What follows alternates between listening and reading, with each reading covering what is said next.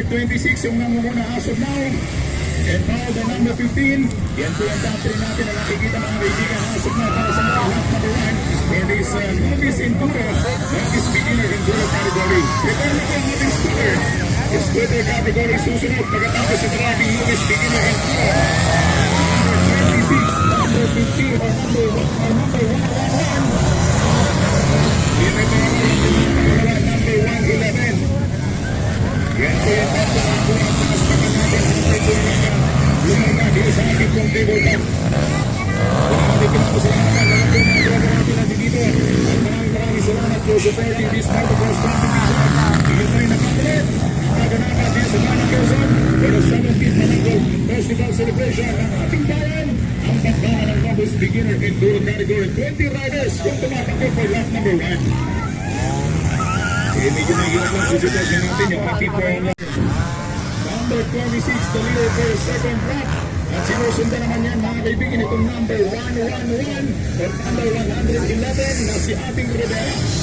Yan po yung patulog na yan sa ating poster number 1. Mga kaibigan itong Mercado. Number 26 is one on the leader, John Mark Mercado from Barangay Salubong. Sinusunod na mga kaibigan number 111 ating Rivera. Magandang kasama ang ating novice beginner enduro category. This is the first master by LGU Quezon. Munisipyo ng Brooks Point ng galing natin. Itong tatakbo mga galing natin.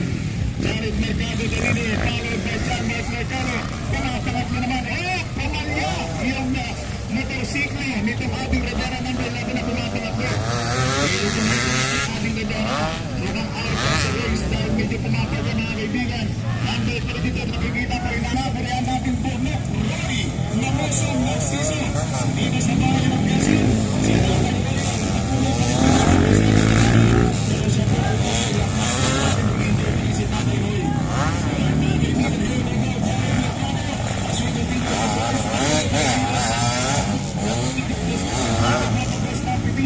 para sa ating novice beginner enduro category.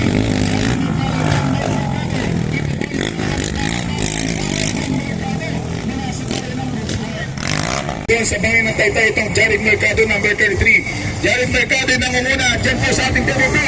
Sinusundan nitong John Mark Mercado. What a good race para sa dalawang Mercado.